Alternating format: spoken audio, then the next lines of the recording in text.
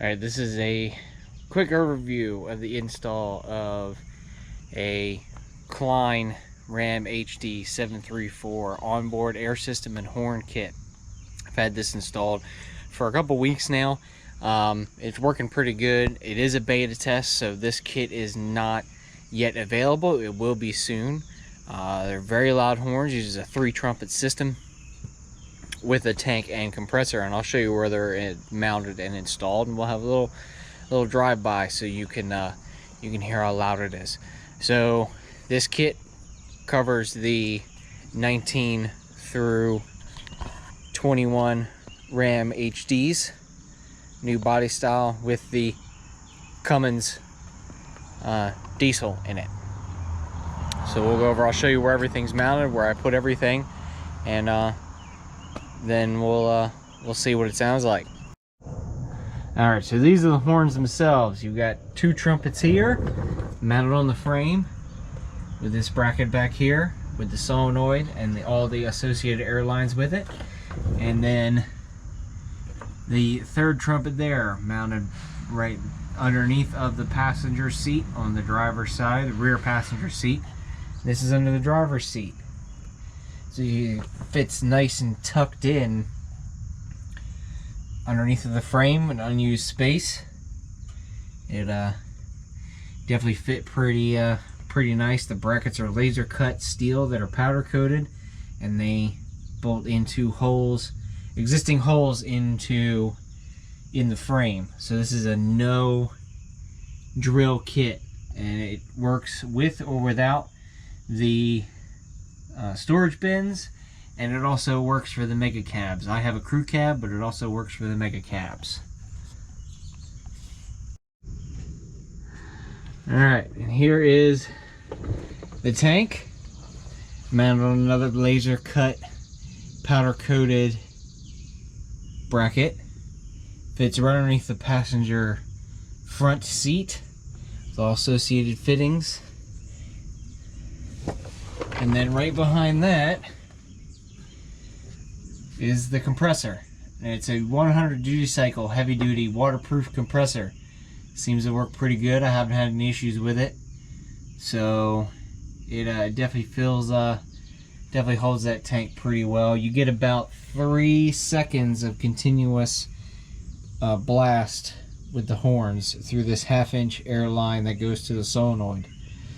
So it's a pretty decent sized tank. It's about as big as you can fit without modifying. Again, this is a no drill kit.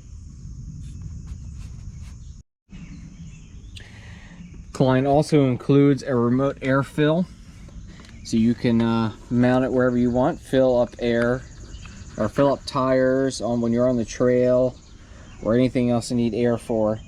They don't tell you where to install it, but I picked about right here, which is right where the cab and the bed meet on the mount for this stock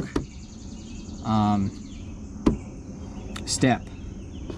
So you can pick different locations for however you want to do it, and you don't have to put it here. I wanted it kind of out of the way. Other suggestions would be either in the bed or maybe next to your plate and this plastic piece. This could be a good place to put it if you want. It's unused space, and that way you can get to both sides. The kit also includes this little carry bag for your air hose for that remote fill kit.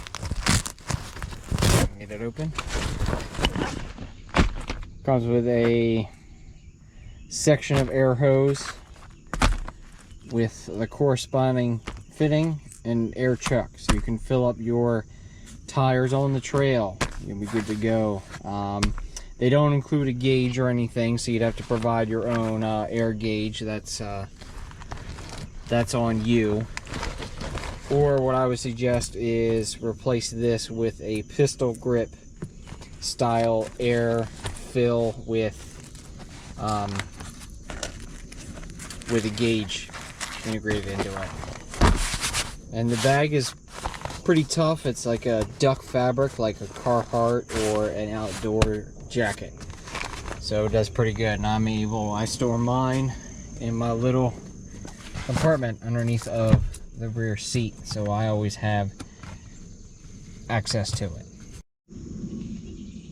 Now Kleinn also includes all the wiring and everything in this kit to include a relay, and I mounted mine along with the intake. So this is the air intake for the compressor. Now I provided my own hose. I provided this clear hose here, which is a 3/8 inch line. Got 20 feet of it from Lowe's for, I believe it was 20 something dollars. And I mounted it up here next to the battery, the spare or this secondary battery, to minimize how much moisture it comes in contact with. Same thing with the wiring. I put my relay down here next to the coolant tank, and I ran all my wiring in conduit, which is provided in split loom. This is the trigger wire for the horn for the solenoid. All the other wiring goes into a conduit and goes down between the fender well and the engine compartment and goes down along some existing wiring. And what I did for my horn button, I did mine a little bit different than what they provide. They provide a horn button, and you can put it anywhere on the dash you want. But what I did is I have the Snow Boss system from the factory, which includes 6 auxiliary buttons, and I wired it to my auxiliaries. So wiring it up, I wired it up to these buttons here under the dash through those auxiliaries. Auxiliary 2 is my compressor power, and that has provided ignition. So when an ignition is off, it does not provide power to the compressor. Auxiliary 1 is my horn button. This is battery, so anytime I have air, I can hit it and I can get my horn to work. So that's all controlled through the computer in commercial settings in that. So that gives me a clean setup. I didn't have to drill into any of my dash, and you wouldn't know it was there. So it's a little undercover, and when you get in here, you don't know that I have an aftermarket air horn system. Now overall on install was actually relatively straightforward. It did take me 2 days to do it because I ran out of light. I did it through the night. The only thing I would suggest install to make it a little bit easier is when you go to put the tank on the frame, you get another person to help hold it up. That's about the only thing. So the tank, I would suggest doing a bench install. So what you do is you take the tank and you install all your fittings and put it on the bracket on a bench. That way you can just put it straight up onto the frame and you don't have to worry about that. Same thing with the horns. The horns have to be installed ahead of time.